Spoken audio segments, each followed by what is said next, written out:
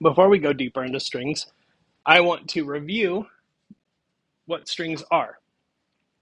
Strings, sometimes called string literals, are a collection of characters. They are not sentences or words in the computer's eyes. They are a collection of individual specific characters in order, and that's it.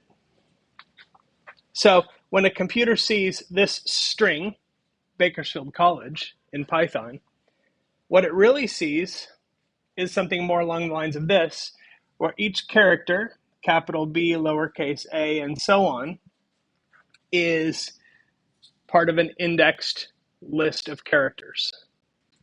And in fact, lists and strings have a lot in common and even share some capabilities, as you're going to see today. So when we see a string that says Bakersfield College, I don't want you to think of Bakersfield College.